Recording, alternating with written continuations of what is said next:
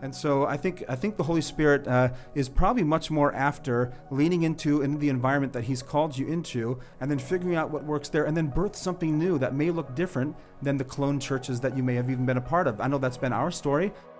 This is Equip and Engage, a podcast by Subsplash, exploring how ministry, technology, and innovation come together to equip churches around the world to engage their communities. Hi, and welcome to today's show, where we are going to be talking about how to connect with your context and why that's important for your ministry. I'm your host today, Carolyn. I am joined by a fellow Subsplash teammate and really our resident pastor, Justin Tarsick. Justin, welcome to the show. Thanks, Carolyn. It's great to be here. Hi, everybody. So Justin, his role here at Subsplash is over strategic partnerships. So he handles conferences, our events, also relationships with denominations around the country. And some fun facts about him: he's actually been in pastoral ministry for over 20 years in churches of all different sizes and different cities here in the country. So we've been excited to have him. And he and his wife started a church here in Seattle over a year ago. And you've been just right in the thick of what we're talking about today, of knowing your context. And so I thought maybe you could start us off with just why you're passionate about this subject, why this is something that is important for people in ministry to consider. Yeah, thanks, Carolyn. I love this topic of connecting with your context, and what does that mean to actually lean in and listen to what your neighborhood actually needs.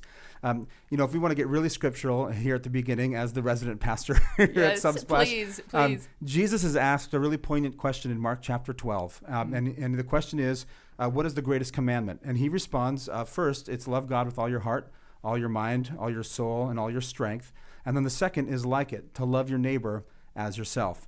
And I think there's a nuanced part that we sometimes miss in our Western context, where we've reduced this to love God, love people. But that's actually not what Jesus said. He said, love God and love your neighbor.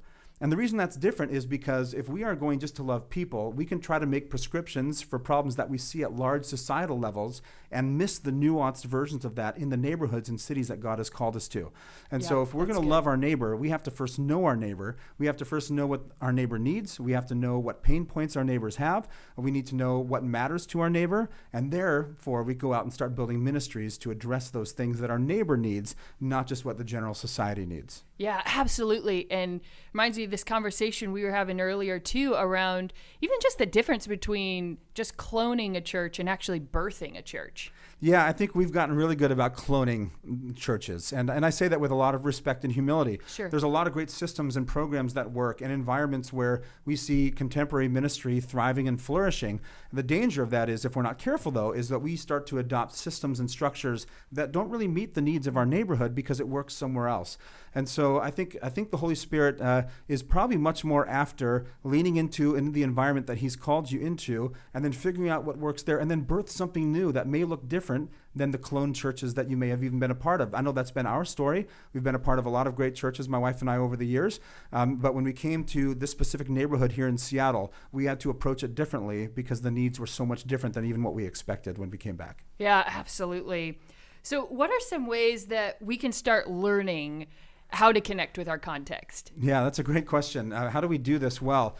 First of all, I think it's an interesting thing to say that Jesus, God Himself, was in a neighborhood for 30 years and nobody knew He was there at all. It wasn't until his grand messianic reveal and His ministry was launched that people started taking notice. But for 30 years, I wonder how much of the context that God Himself was leaning into. What matters to my fellow Jews at the time in Israel? We're in Roman oppressed territory. What kind of pain points are people experiencing? And what are some of the things that are really needed? And now I can go out and start making a difference because I've immersed myself in the place that God has sent me to. Yeah, that humanity of Jesus really reflected there. Yeah, and so there's a lot of ways to do this. I think the first thing is listen. Have conversations with people. Let's not make assumptions. One of our values here at Subsplash is humility, and I think that plays into ministry extraordinarily well. So because we want to humble ourselves, not assume that we know what's happening, but to actually listen and have conversations conversations with people. And what's life like for you today?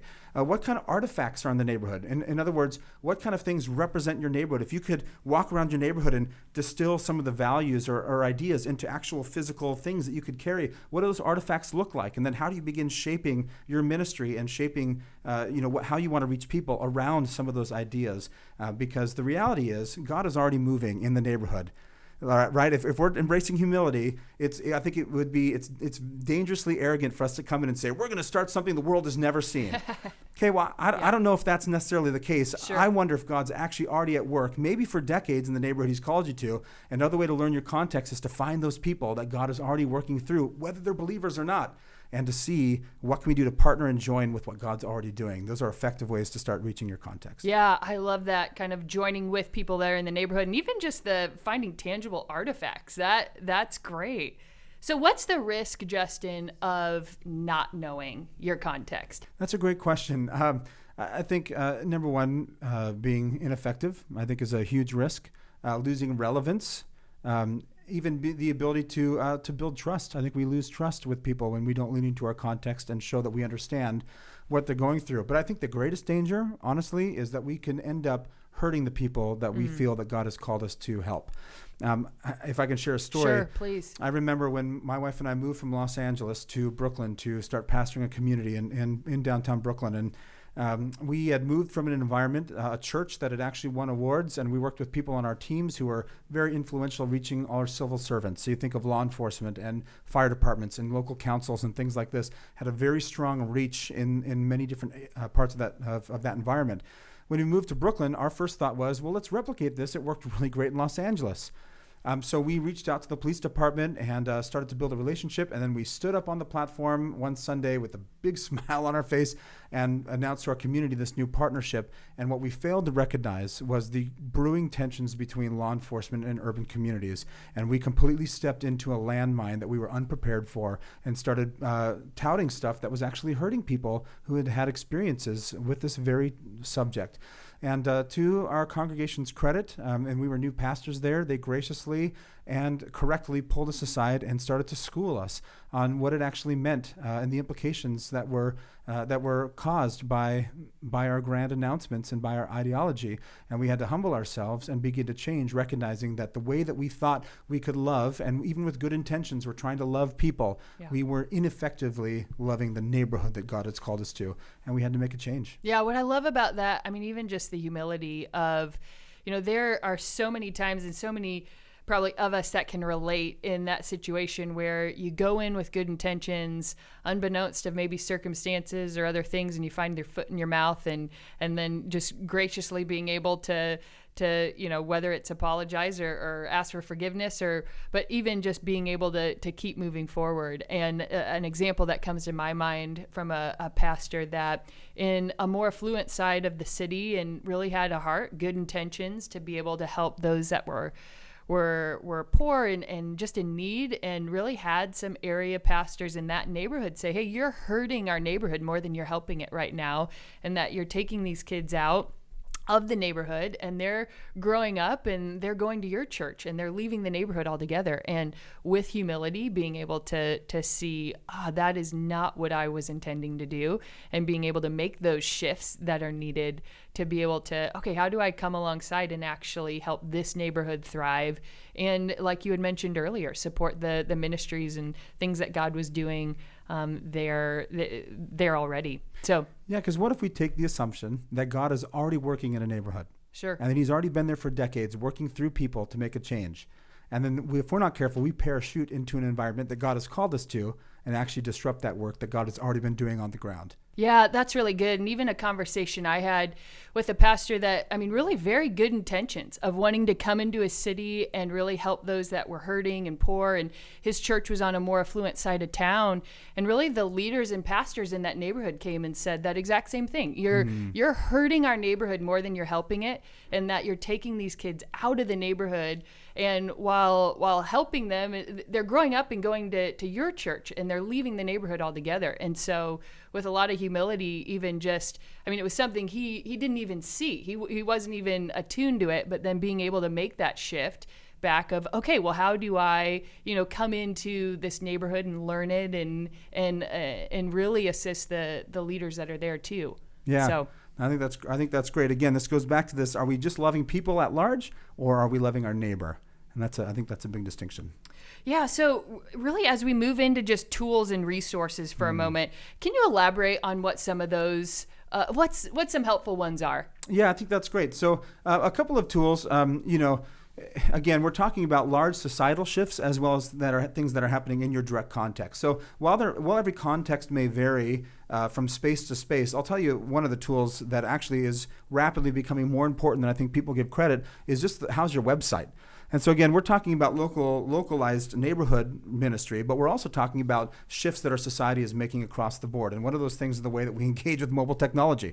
And so, the reality is the effectiveness of the tools that you use are there to help make your ministry better, but the tools should never be greater than the ministry itself. Sure. Does that make sense? And so in this case, we want to use things that are effective. And one of the things that we're seeing on a rapid scale is people's adoption, and has been this way for actually a number of years, their mobile phones. So even how do we utilize that? Yellow Pages was great back in the 80s. It's not your effective tool anymore. So even being aware of some of those shifts can be really, really helpful. Yeah. Yeah, that's really good. And even as we've been seeing just the trends in mobile, which we've talked about on previous episodes as well, that, people really are they're looking at mobile websites twice as much as they are their desktop website. So what's your website look like on a mobile phone? And that's not even coming into context of, hey, they're actually spending the majority of their time in mobile apps. Yeah. So those are great tools to even filter through of reaching your neighborhood. Yeah, and the danger if we don't is when we become as obsolete as some of the box stores that no longer exist. And I'm not going to name any names here on this podcast, but we all know bookstores and video rental chains and things like that didn't, and picture companies, photo companies that don't exist today because they weren't aware of the larger societal shifts. And so it is a balance. What does my neighborhood need? But what is society at large also moving toward? Yeah. Now, do you have any personal examples of even what this has meant for your ministry there at Thread Church? Yeah, so in our church, again, our context, we're in high-tech Amazon land, and so we have a number of people working in those kinds of industries that strictly use their mobile phone. And so for us, we don't even take an offering in our service. Now, in other contexts that I've been in, that would have been not a great idea. But because of the one that we're in, it's actually more effective for us to have digital giving on our website and not even offer that in our service, because people don't want to exchange money and things like that. They would just rather give how they're used to in our context. Also, our mobile website needs to be incredibly good, because 85% of the people that find us on a Google search on their mobile phone. And so even more than our desktop presence, we need to make sure that we are engaged into what people are actually searching for and the way that they're searching, and we want to meet them there in that space. That's so good. And we are really just scratching the surface here, which is so exciting. So really, to sum up, I've got a couple questions that if you're listening, if you're watching, that you can take maybe even back to your team or just ponder yourself. But first, have you considered where your neighborhood or your context is headed, or even its history, so that you can better understand who you've been called to reach? Second, are you actively looking to find where God is already moving in your neighborhood? Can you partner with them? You don't need to reinvent the wheel. And then finally, what new methods, tools, or ideas can you embrace to help you pivot or change what you're currently doing to become more effective? Well, we'll hope you will join us for these next few episodes as we dig into just the importance of knowing your context. If you haven't subscribed already, please do. Tell a friend or a coworker about it, and we'll look forward to seeing you next time. Thanks for tuning in to Equip and Engage, where we're sharing insights learned from thousands of conversations with leaders and pastors around the world. To follow along with these conversations, subscribe today or visit our website.